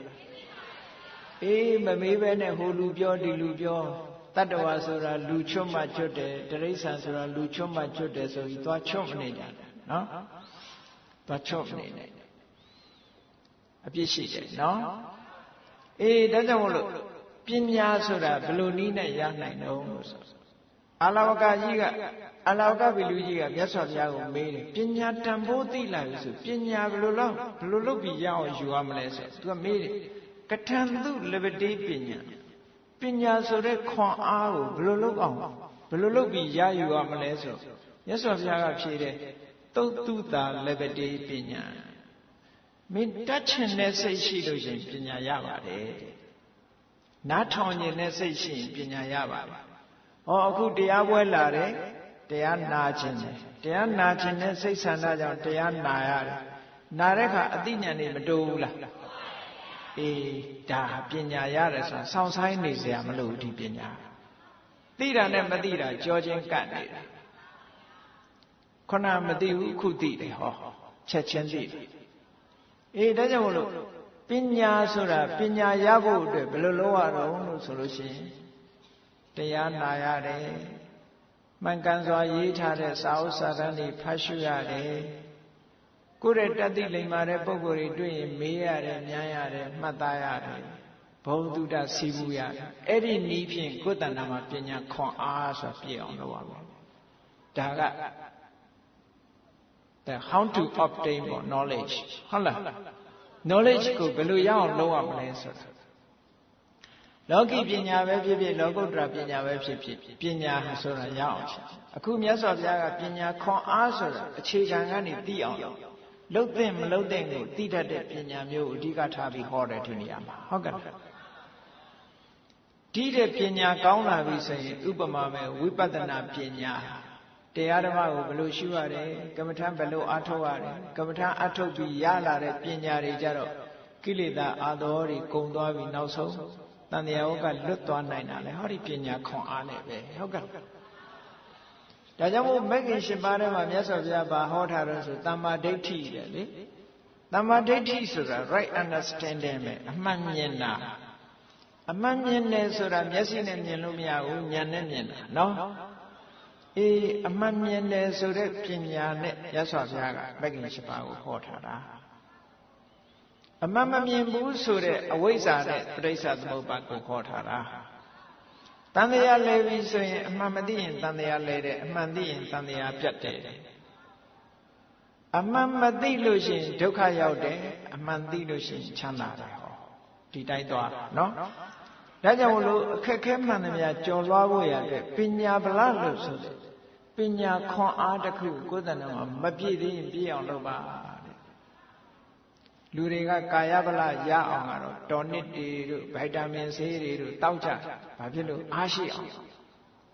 စားတယ်ကောင်းတာတွေဘာဖြစ်လို့အားရှိအောင်ဟုတ်ကဲ့ physical strength ပေါ့ခန္ဓာကိုယ်ကြီးအားရှိအောင်တော့လုပ်တယ်သို့တော့အသိဉာဏ်ခွန်အားရှိအောင်လုပ်ဖို့တော့မေ့နေတတ်တယ်နော်အသိဉာဏ်လည်းခွန်အားရှိအောင်လုပ်နေရမယ်အဲ့ဒါကိုမမေ့နဲ့ပညာခွန်အားဖြည့်နေအောင်နေ့စဉ်ဖြည့်နေဖို့လိုအပ်တယ်ဟုတ်ကဲ့သူကလည်းအားဖြည့်ပြီးမှဖြည့်တာဘုရားမြတ်စွာဟောထားတဲ့တရားဓမ္မတွေဟာ ocean of knowledge ပညာသမုဒ္ဒရာကြီးသုံးမကုန်နိုင်တော့မြတ်စွာဘုရားဟောထားတယ်ပေးထားတဲ့ပညာရက်ဒီကနေ့ခေတ်မြန်မာနိုင်ငံမှာပိဋကတ်၃ပုံဆိုတာအလုံးကြားဘူးကြသုတ်ဝီနီးပြီးတမှာပိဋကတ်၃ပုံဟာစာမျက်နှာ2300လောက်အနေထားရှိတယ်အဲ့ထက်မှဟောထားတဲ့ပညာရက်တွေအမတန်မှများအမတန်မှစုံတယ်လောကီပညာတွေလည်းပါတယ်လူမှုဆက်ဆံရေးပညာတွေလည်းပါတယ်စီးပွားရေးပညာတွေလည်းပါတယ်နိုင်ငံရေးပညာတွေလည်းပါအကုန်ပါတယ်တဲ့ဟုတ်ကဲ့ပညာဆိုတာဘယ်ပညာပဲဖြစ်ဖြစ်ပညာဆိုတာချက်စားဖို့မဟုတ်ဘူးစဉ်းစားတတ်ဖို့ပဲခွဲခွဲခြားခြားသိတတ်ဖို့ပဲပညာဆိုတာကဟုတ်ကဲ့အေးဒါကြောင့်မလို့ပညာခွန်အားကိုမိမိတို့တဏ္ဍာမှာမရှိသေးရင်ရှိအောင်လုပ်ရှိလာပြီဆိုရင်အဲ့ဒီပညာခွန်အားရှိလာပြီဆိုရင်ခုနကပြောရတဲ့အခက်ခဲတွေကိုကျော်လွှားနိုင်တယ်လို့မှတ်ပါနောက်တစ်ခုရှိရမယ်အားကဝီရိယအားပြင်းနေလို့တော့ဘာမှမဖြစ်ဘူးကြိုးပမ်းအထောက်မှုရှိရမယ်ဟုတ်ကဲ့စီးပွားရှာတဲ့နေရာမှာလည်းပဲဝီရိယရှိရတာပဲပညာရှာတဲ့နေရာမှာလည်းဝီရိယရှိရတာဒီနေရာမြတ်စွာဘုရားဆိုလိုတာကတော့ဓမ္မနဲ့ပတ်သက်ပြီးတော့ဘာတုံးဆိုရင်ဝီရိယအားဆိုတာဘာတုံးဆိုရင်ကိုယ်တဏ္ဍမှာမကောင်းတဲ့စိတ်တွေအကုသိုလ်စိတ်တွေဝင်လာလို့ရှိရင်တွန်းထုတ်ဖို့ကြိုးစားတဲ့ဒါတစ်ခုဟုတ်ကဲ့ဒီတဲ့ရှင်းရှင်းပြောရလို့ရှိရင်အိမ်မှာမိသားစုအချင်းချင်းရံဖြစ်ပြီးစိတ်ဆိုးရင်စိတ်ဆိုးတဲ့စိတ်စီအကုသိုလ်ပဲအဲ့ဒီစိတ်ဆိုးပြီးတယောက်တယောက်ရံဖြစ်နေတဲ့ဒီအကုသိုလ်စိတ်ကိုတွန်းထုတ်နိုင်အောင်ကြိုးစားလူတွေကလူဘုရားအနိုင်ယူချင်တာကိုယ်စိတ်ကိုမနိုင်ကြဘူးဟုတ်ကဲ့ရံဖြစ်လို့ရှိရင်လူကိုရရမှာမဟုတ်ဘူးရံဖြစ်တဲ့စိတ်ကိုရရမှာဘာဖြစ်လို့တော့ဆိုရင်လူလေးမတဲ့တဲ့အချိန်ကျတာပြောတယ်တဲ့ပြီဆိုလို့ရှိရင်အမလီပြုံးနေကြဟုတ်တယ်မဟုတ်နိုင်ငံခြားလူတွေသားဆိုးသေးတယ်အမလီတယောက်နဲ့တယောက်အဆင်ပြေနေပြီဆိုရင်စိတ်ဆိုးပြီဆိုရင်ဘာလို့တော့ဆိုရင် bloody hell နော်ဆဲတယ်တယောက်နဲ့တယောက်ဆဲပြေးသွားပြီဆိုတာနဲ့တပြိုင်နက် sweetie တဲ့ honey တဲ့ဖြစ်ကုန်တယ် dear နဲ့ဖြစ်ကုန်တယ်ဟုတ်ကဲ့အေးလောကလူတွေဟာဒီဒေါသဖြစ်လာပြီဆိုလို့ရှိရင် မပြောသင့်တဲ့မထွက်သင့်မထွက်ထိုက်တဲ့စကားလုံးတွေပါးစပ်ကထွက်ကုန်ဒေါသကြောင့်အဲ့တော့ဘသူကိုကိုယ်ကနိုင်အောင်ကြိုးစားမှာတော့ဆိုရင်ကိုယ်စိတ်ထဲမှာဖြစ်တဲ့ဒေါသကိုနိုင်အောင်မကြိုးစားသင့်ဘူးလားအေးဒေါသကိုတော့နိုင်အောင်မကြိုးစားပဲနဲ့လူကိုသွားနိုင်အောင်ကြိုးစားနေတာမှားနေတယ်ဟုတ်ကဲ့ဒါကြောင့်မို့မြတ်စွာဘုရားကဝီရိယစွမ်းအားဝီရိယခွန်အားဆိုတာတဲ့ကိုယ်စိတ်ထဲမှာမကောင်းတဲ့စိတ်ဓာတ်တွေဝင်လာလို့ရှိရင်တွန်းထုတ်ဖယ်ရှားနိုင်ဖို့ကြိုးစားပါတဲ့ဒါအရေးကြီးတယ်ဟုတ်ကဲ့နောက်ကုသိုလ်စိတ်တွေကောင်းတဲ့စိတ်တွေကိုယ်တဏ္ဍာမှာမဖြစ်သေးဘူးဆိုမဖြစ်အောင်ကြိုးစားပါအဲ့ဒါကိုပဲမဂ္ဂင်၈ပါးထဲမှာတမ္မာဝါယာမလို့ခေါ်တာပဲ right effort မှန်ကန်စွာကြိုးစားအထောက်အဲ့ဒါကိုအကျယ်ချဲလိုက်လို့ရှိရင်၄မျိုးရှိတယ်အဲ့ဒါကိုတမ္ပပဒံ၄မျိုးလို့ခေါ်တယ်မှန်ကန်စွာအထောက်မှုက၄မျိုးတဲ့ဘာ၄မျိုးတော့ဆိုဒါလက်တွေ့လုပ်ကြည့်အကုသိုလ်မဖြစ်သေးရင်မဖြစ်အောင်ဆုတ်ပိတ်တာဒါတစ်ခုဟုတ်ကဲ့မဖြစ်စေနဲ့မျက်စိကကြည့်ပြီးတော့လဲအကုသိုလ်မဖြစ်စေနဲ့နားကနားထောင်ပြီးတော့လဲအကုသိုလ်မဖြစ်စေနဲ့နှာခေါင်းကနမ်းရှုပြီးတော့လဲအကုသိုလ်မဖြစ်စေနဲ့လျှာနဲ့လျက်ပြီးတော့လဲအကုသိုလ်မဖြစ်စေနဲ့ခန္ဓာကိုယ်က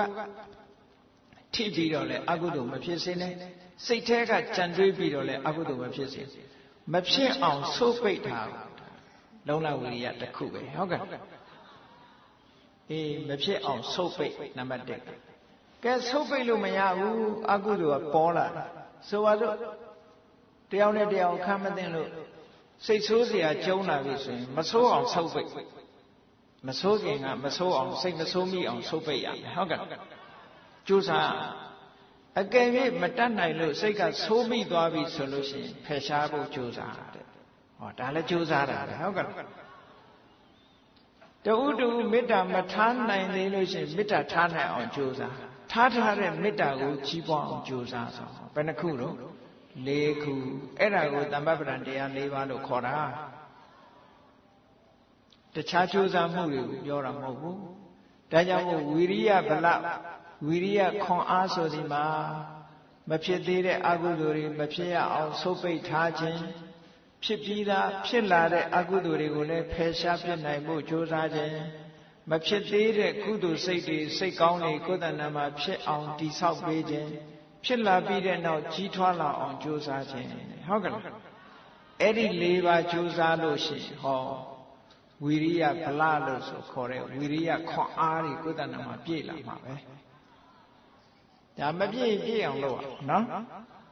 အဲ့ဒီဝီရိယခွန်အားတွေနဲ့ဆိုလို့ရှိရင်ခုနပြောတဲ့အခက်ခဲတွေအလုံးကျော်လွှားသွားနိုင်တယ်ဒီအင်အားတစ်ခုရပြန်တယ်ဟောနောက်ထပ်လိုအပ်တဲ့အင်အားတစ်ခုကဘာလို့ဆိုရင်အနဝိဇ္ဇဗလအပြစ်ကင်းတဲ့ခွန်အားလောကမှာအပြစ်ကင်းတာလဲခွန်အားတစ်ခုပဲလူဟာလေအပြစ်ကင်းနေလို့ရှိရင်တစ်မျိုးအပြစ်ရှိရင်တစ်မျိုးမဖြစ်ဘူးလားအပြစ်ရှိနေတဲ့လူကအလိုလိုအားနေသွားဘာဖြစ်လို့လဲဆိုသူကသူအပြစ်ရှိနေတာသိတာအဲ့တော့အပြစ်ရှိတယ်ဆိုတာဘာတော့စိတ်ထဲကကြံတွေးတဲ့အပြစ်ရှိတယ်မနောကနှုတ်ကပြောတဲ့အပြစ်ဝစီကကိုယ်တိလက်ရောက်လုပ်တဲ့ကာယကအပြစ်ဟောအပြစ်၃မျိုးရှိတယ်အပြစ်မကင်းတဲ့မနောကအပြစ်မကင်းတဲ့မနောကဆိုတာဘယ်လိုဟာပြောတာလဲဆိုရင်ကြည့်စိတ်ထဲကဖြစ်ရုံနဲ့အကုသိုလ်ဖြစ်တယ်ဟာအဘိဇ္ဇာတဲ့သူများပစ္စည်းကိုကိုယ်ပစ္စည်းဖြစ်ခြင်းနဲ့အတွေးသူများပစ္စည်းကိုကိုယ်ပစ္စည်းဖြစ်လို့တဲ့အတွေးကြီးအဘိဇ္ဇာလို့ခေါ်တယ်အဲ့ဒီအတွေးတည်တယ်နဲ့အကုသိုလ်ဖြစ်သွားပြီသူ့မှာပါးစပ်ကထုတ်မပြောနဲ့လက်ကတခုမှမလုံးနဲ့အောင်ဟောတာမနောကံဖြစ်သွားပြီမနောကံဖြစ်သွားရင်စိတ်အစဉ်ထဲမှာသူကကိန်းသွားပြီးတော့တတ္တိတစ်ခုရသွားမကောင်းတဲ့အကျိုးပေးနိုင်တယ်ဒါထို့တူပဲနောက်တစ်ခုကဗျာပါဒအေးဒီလူပျက်စီးသွားရင်ကောင်းပါပဲဒီလူဒုက္ခရောက်သွားရင်ကောင်းပါပဲပျက်စီးသွားပါစေဒုက္ခရောက်သွားပါစေဆိုတဲ့ဒေါသနဲ့တွေးတဲ့အတွေးကိုဗျာပါဒလို့ခေါ်တယ် အဲ့ဒီအတွေ့မျိုးတွေးမိပြီဆိုရင်အပြစ်ရှိသွားပြီတဲ့မကောင်းတဲ့စိတ်တွေသူ့တဏ္ဍာမှာ accumulate ဖြစ်သွားတယ်ခေါ်ဟုတ်ကဲ့အေးဒါကလည်းအကုသိုလ်မနောကံတစ်ခုပဲမတွေးကောင်းတဲ့တစ်ခုနောက်တစ်ခုကရင်ရင်လေးပါတော့ကံကံဤအကျိုးမယုံကြည်တာကံကံဤအကျိုးလက်မခံတာ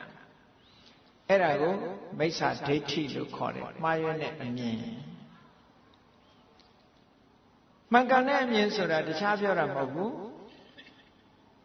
ကုသိုလ်ပဲဖြစ်ဖြစ်အကုသိုလ်ပဲဖြစ်ဖြစ်ကိုလှုပ်တာကိုနဲ့ပဲသက်ဆိုင်တယ်လို့လက်ခံလို့ရှိရင်ဒါတမ္မာဒိဋ္ဌိလို့ခေါ်တယ်ကုသိုလ်ဆိုတာလည်းမရှိပါဘူးအကုသိုလ်ဆိုတာလည်းမရှိဘူးဘာဖြစ်လို့တော့တချို့ကမျက်စိလဲပြီးတော့ပြောတယ်လေအေးမကောင်းတာလုပ်တဲ့လူလည်းကြီးပွားတာပဲကောင်းတာလုပ်ရတဲ့နဲ့ဆင်းရဲနေတယ်ကံဆိုတာမရှိပါဘူးဆိုဟောမှားရင်းတဲ့အမြင်တစ်ခုယူလိုက်နော်တကယ်ကတော့ကံဆိုဒီမှာကိုယ့်ရဲ့စိတ်ထဲမှာဖြစ်ပေါ်လာတဲ့စေတနာတွန်းအားလေးကိုခေါ်တာအဲ့ဒီတွန်းအားလေးဒီချက်ချင်းအကျိုးပေးတာမဟုတ်ဘူးတရက်ပင်ဒီကနေ့စိုက်ဒီကနေ့ပွင့်ပြီးဒီကနေ့သီးတာဟုတ်ကလားမဟုတ်ဘူးကံတရားကလည်းပဲထို့တူပဲဒီကနေ့လုပ်ဒီကနေ့ဖြစ်လာတာမဟုတ်ဘူးဩမကောင်းတာတွေလုပ်ပြီးဒီဘဝကြီးပွားနေတယ်ဆိုရင်အတိတ်ဘဝသူကောင်းတာတွေလုပ်ခဲ့တယ်အဲ့ဒါတွေကနေပြီးအကျိုးပေးနေတာကိုကခုမှကောင်းတာလုပ်နေတယ်အတိတ်ဘဝကိုကမကောင်းတာတွေလုပ်ခဲ့တယ်မကောင်းတာတွေကကိုယ်အကျိုးပေးနေတာမြတ်စွာဘုရားကကမ္မနဲ့ပတ်သက်ပြီး the law of ကမ္မသူကပြောင်းလဲလို့မရတဲ့သဘာဝတရားတစ်ခုပဲအကုသိုလ်ကံကကောင်းကျိုးပေးတယ်ဆိုတာလုံးဝမရှိကုသိုလ်ကံကမကောင်းကျိုးပေးတယ်ဆိုတာလည်းလုံးဝမရှိဒါကတော့ကျင်းနေတယ်ဒါဘာလို့ဆို natural law ပဲဒါဟုတ်ကဲ့အေးကုသိုလ်လုပ်ရတဲ့နဲ့အကုသိုလ်မကောင်းကျိုးတွေရနေတယ်ဆိုတာအတိတ်ဘဝအကုသိုလ်ကံရဲ့အကျိုးခံနေရတာအကုသိုလ်လုပ်ရတဲ့နဲ့ကောင်းကျိုးတွေရနေတယ်ဆိုတာလည်းအတိတ်ဘဝကတခြားအကြောင်းကြောင့်ဖြစ်နေတာဟုတ်ကဲ့အဲ့ဒါကံကိုလည်းမျက်စိမလဲမိစေနဲ့နော်တချို့ကခိုးဆိုးတိုက်ခိုက်ပြီးတော့တကယ်လူမိုက်သေးသွားတဲ့အခါလူပြန်ဖြစ်လာတယ်ဟာဒီကောင်ဆိုးလိုက်တဲ့ကောင်အခုသေးတော့လူပြန်ဖြစ်နေပါလားဟောကံကိုမျက်စိလဲကြတယ်နော်ဩသေကံလေးမှာ तू ကုသိုလ်ကံအတိတ်ကလုပ်ခဲ့တဲ့ကုသိုလ်ကံလေးတစ်ခုကနေ तू ကယ်ပြီးလူပြန်ဖြစ်တာဆိုးတာတွေကလာအောင်မှနောက်ဟုတ်ကဲ့ကံဆိုတာကလူတွေရဲ့တဏ္ဍာမှာမြောက်များစွာရှိတယ်ထီဖွင့်တာမြင်ဘူးလားဘောလုံးလေးတွေကိုကနန်းတက်ပြီးတော့ဘောလုံးလေးတွေကိုစက်ထဲထည့်ပြီးတော့လှည့်လိုက်တဲ့အခါအပေါက်ကလေးရဲ့တစ်ပေါက်ထဲထည့်ထားတာနော်အဲ့ဒီထဲကဘယ်ကနန်းထွက်မယ်လို့ဘယ်သူပြောလို့ရမရဘူးလူတွေမှာလည်းပဲကံတရားတွေကမြောက်များစွာရှိတော့ဘယ်ကံကနေထွက်ပေါက်ရောက်လာမယ်ဆိုမသိဘူးမသိသည့်အတွက်ကြောင့်ကောင်းတဲ့ကံကထွက်ပေါက်ရသွားရင်ကောင်းတဲ့ဘဝရောက်သွားမကောင်းတဲ့ကံကထွက်ပေါက်ရသွားရင်မကောင်းတဲ့ဘဝရောက်သွားပြန်ဟုတ်ကဲ့သေခန္ဒီမှာလူတွေမှာသေခန္ဒီမှာအာယုံထင်တာပေါ်မှာမူတည်တယ်မကောင်းတဲ့အာယုံတွေထင်ပြီးသေသွားလို့ရှိရင်မကောင်းတဲ့ဘဝရောက်သွားတယ်ကောင်းတဲ့အာယုံတွေနဲ့သေသွားလို့ရှိရင်ကောင်းတဲ့ဘဝရောက်တယ်ဒါကထွက်ပေါက်နဲ့ကြည့်ပြီးပြောတာနော်အေးဒါကြောင့်မလို့တမ္မာဒိဋ္ဌိဆိုတာကိုလှုပ်တာကိုနဲ့သက်ဆိုင်တယ်ကုသိုလ်ကံအကုသိုလ်ကံဆိုတာရှိတယ်ကုသိုလ်ကံလုပ်ရင်ကောင်းတဲ့အကျိုးရတယ်အကုသိုလ်ကံကမကောင်းတဲ့အကျိုးပေးတယ်ဘာပဲလုပ်လို့ကိုလှုပ်တာကိုနဲ့ဆိုင်တယ်လို့ဒီလိုမြင်တာတမ္မာဒိဋ္ဌိတဲ့ကံကံရဲ့အကျိုးကိုညှင်းပယ်ပြီးဆိုရင်မိစ္ဆာဒိဋ္ဌိအဲ့ဒါမနောကံလို့ခေါ်တယ်အဲ့ဒီအတွေးတွေဟာအပြစ်ရှိတဲ့အတွေးတဲ့နော်အဲ့ဒီအတွေးတွေတွေးမိနေလို့ရှိရင်အပြစ်ရှိနေတယ်အပြစ်ရှိနေပြီဆိုရင်အနဝိဇ္ဇဗလအပြစ်ကင်းတဲ့ခွန်အားရှိပါမလားသူမရှိတော့ဘူးထို့တူပဲကာယကံနဲ့ပတ်သက်လာပြီးတော့အပြစ်ကင်းရမယ်အပြစ်ကင်းတယ်ဆိုတာသူများတက်တတ်တာမျိုးမရှိဘူးသူများဥစ္စာခိုးတာမရှိဘူးသူတို့ဘာသားများပြစ်မှားတာမရှိဘူးဒီကာယတုစရိုက်၃ပါးကိုမပြုကျင့်ဘူးဆိုလို့ရှိရင်ဒီပုဂ္ဂိုလ်အပြစ်ကင်းတယ်သူလှုပ်တဲ့လှုပ်ရဟာအပြစ်ကင်းနေတယ်လို့ပြောရတယ်နော်ကဲနှုတ်နဲ့ပတ်သက်ပြီးအပြစ်ကင်းတာပါတော့ဒီလူကမလိမ်တတ်ဘူးမတည့်တဲ့လူတွေလူအချင်းချင်းမတည့်အောင်ခုံးမတိုက်ဘူးနော်ဘယ်သူ့ကိုမှမဆဲတတ်ဘူးအကျိုးမရှိတဲ့စကားတွေတ တောင်စင်ရေမရရှောက်မပြောဘူးဟောနှုတ်နဲ့ပတ်သက်ပြီးတော့လည်းသူအပြစ်ကင်းနေတယ်နော်အဲ့တော့စိတ်နဲ့ပတ်သက်ပြီးအပြစ်ကင်းတယ်နှုတ်နဲ့ပတ်သက်ပြီးအပြစ်ကင်းတယ်ကိုယ်ထိလျောက်နဲ့ပတ်သက်ပြီးအပြစ်ကင်းတယ်ဆိုတော့ကာယကံဝစီကံမနောကံသုံးခုစလုံးအပြစ်ကင်းနေတာဟာအနဝိဇ္ဇဗလာလို့ခေါ်တယ်ဟုတ်ကဲ့အဲ့ဒီအနဝိဇ္ဇဗလာဆိုအပြစ်ကင်းတာဟာအင်အားတရပဲအင်အားတရပဲအဲ့ဒီအပြစ်ကင်းနေတဲ့အင်အားနဲ့ပြည့်စုံတဲ့ခွန်အားရှိလာတဲ့ပုဂ္ဂိုလ်တရားမှာခုနပြောတဲ့အခက်အခဲတွေကျော်လွှားနိုင်ပါတယ်တဲ့မြတ်စွာဘုရားဒီလိုခေါ်တာနော်ကဲနောက်တစ်ခုရှိရမယ့်ခွန်အားကဘာလို့ဆိုသင်္ခါဟကဗလလို့ခေါ်တယ်စီယုံရေးအင်အားလူဆိုတာ society နဲ့နေတာနော် society ဆိုတာဘာတော့လူရဲ့အသင်းအဖွဲ့တွေနဲ့နေတာနောက်ဆုံးမှမိသားစုနဲ့မနေဘူးလားအ ਨੇ ဆုံးဇနီးမောင်နှံ2ယောက်ဒါဟုတ်ကဲ့သားသမီးတွေရှိရင်သားသမီးတွေသူ့ဘက်အမေဖေကိုယ့်ဘက်အမေဖေဟောလား society နဲ့နေတယ်အဲ့ဒါလို့ society နဲ့လူဆိုတာအသင်းအဖွဲ့နဲ့အုပ်စုနဲ့နေတာဖြစ်သောကြောင့်ဒီလှုပ်ဆောင်ရမယ့်အချက်တွေရှိတယ်ဘာတွေလှုပ်ဆောင်ရမလဲလို့ဆိုလို့ရှိရင်စီယုံရေးလုပ်ငန်းစီယုံရေးဆိုတာ organizer ပေါ့ organization လုပ်တာကိုပြောတာနော်လူတွေမှာအကောင်းဆုံးစီယုံမှု၄ခုရှိတယ်ဒါကိုစာပေကသင်္ဃဟဝတ္ထုတရား၄ပါးလို့စုစည်းတာအခုဆိုတရားပွဲကျင်းပတယ်ဆိုအဖွဲ့တွေမရှိဘူးလားအေးမိသားစုတွေစုပြီးတော့ညီညီညွတ်ညွတ်နှိုင်းရှင်စုဖွဲ့ပြီးတဲ့အခါညီညီညွတ်ညွတ်တိုင်ပင်ပြီးတော့လှုပ်လို့တရားပွဲဖြစ်တယ်မဟုတ်လားအေးအဲ့ဒါလိုပဲ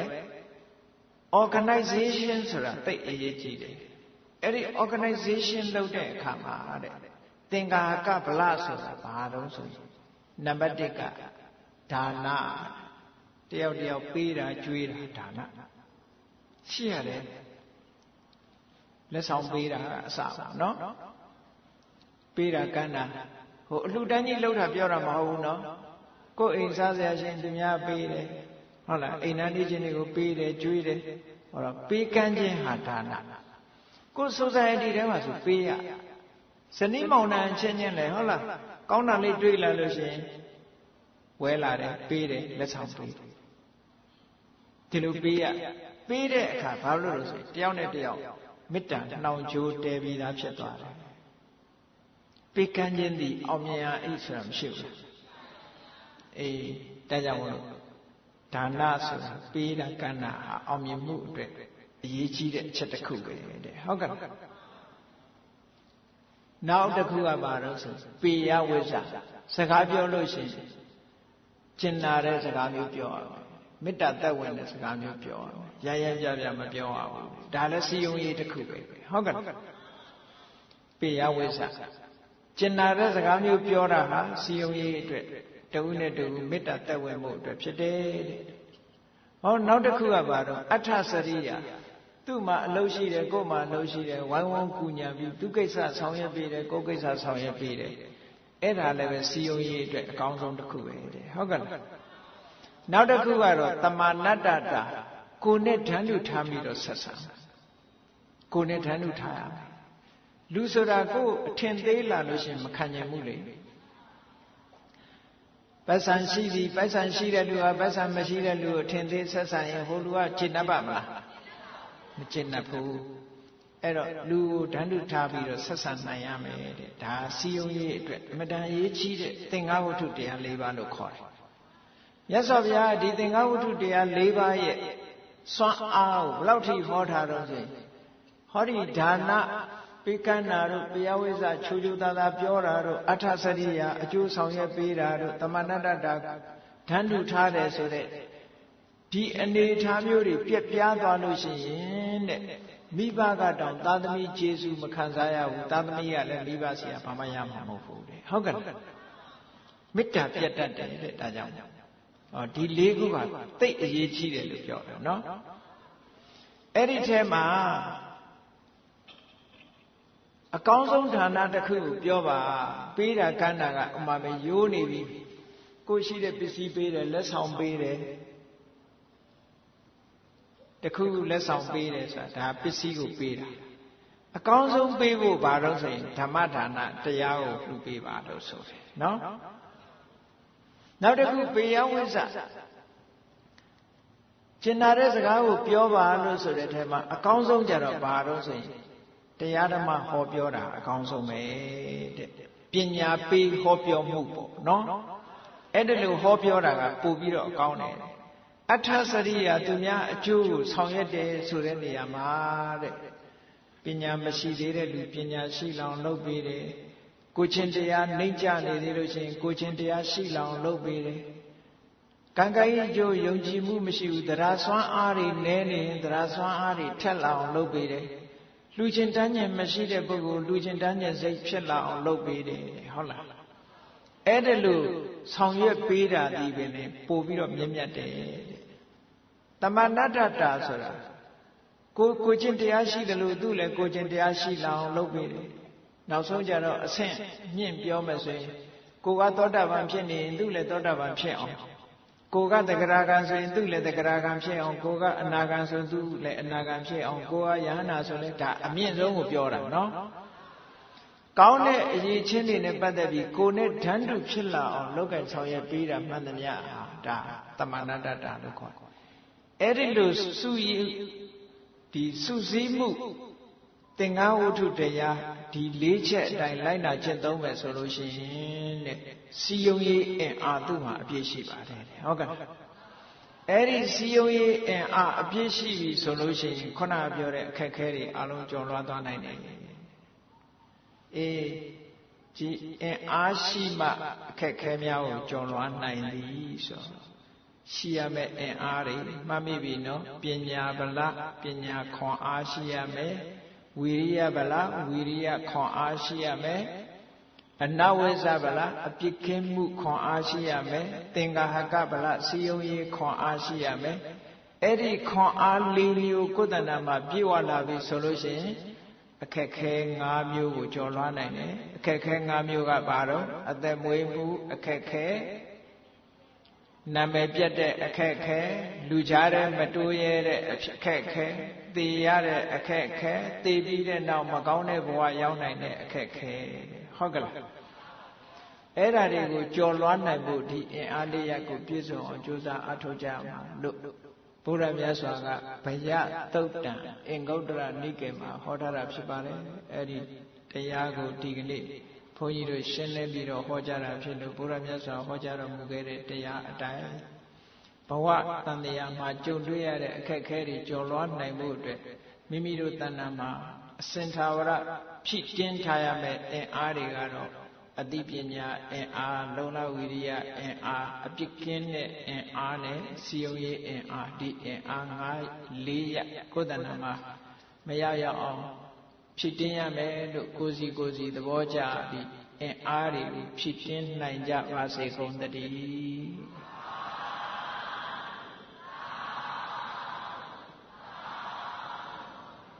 ကဲမေတ္တာပို့အောင်တတ္တဝါများစွာဘေးရန်กว่าချမ်းသာကြပါစေတတ္တဝါများစွာဘေးရန်กว่าချမ်းသာကြပါစေမေတ္တာရေချမ်းသုံးငါဖြံငြိမ်းချမ်းကြပါစေမေတ္တာရေချမ်းသုံးငါဖြံငြိမ်းချမ်းကြပါစေသက်ရှိကျမ်းမာစိတ်ချမ်းသာလူရဆန္ဒပြေပါစေသက်ရှိကျမ်းမာစိတ်ချမ်းသာလူရဆန္ဒပြေပါစေဓမ္မောတရံပိဝိတဝါနဝိသာတဗ္ဗေတမုဟတာအစရမရာတိတိဘာဝနိဗ္ဗာနံယန္တုတာရော ဓမ္မောတရံလောဘဒေါသမောဟစိတ်တောက်ကင်းပြောက်ကြည်တရားစင်းကိုပိဝိတဝဝန္တာရှင်ပြတောက်ကြရနာကြရကုန်သောကြောင့်ဝိသာတဝေပူဇာညစ်နောက်ကိလေသာအစေတောက်ဟုသမျှတို့သည်သမုဟတပိဉ္ကြပဲတွင်ရေမတင်တဲ့ကဲ့သို့ကင်စင်တွင်ပြောင်းပေမရောက်အောင်ပယ်ဖြောက်အကုန်သည်ဟွန်တုစစ်စစ်မသွေဖြစ်ကြပါစေကုန်သတည်းအစရမရံအိုခြင်းလဲကွာနာခြင်းလဲကင်းသိခြင်းလဲရှင်းထသောတိတိဘာဝံကိလေသာဟုအပုခတ်သိမ့်ကင်းခြင်းရာအစီဖြစ်ပေထသောနိဗ္ဗာန်နိဗ္ဗာန်ဟုခေါ်ဤမြို့တော်သို့သာရောတရားချစ်ခင်စိတ်ကောင်းဝိညာသူတော်စင်များတို့သည်ယန္တုပါရမီအဆင့်ဆင့်မြင့်နေမြင်၍မလင့်ပုံသေးဆက်ရောက်တော်မူကြပါစေကုန်သတည်းသာ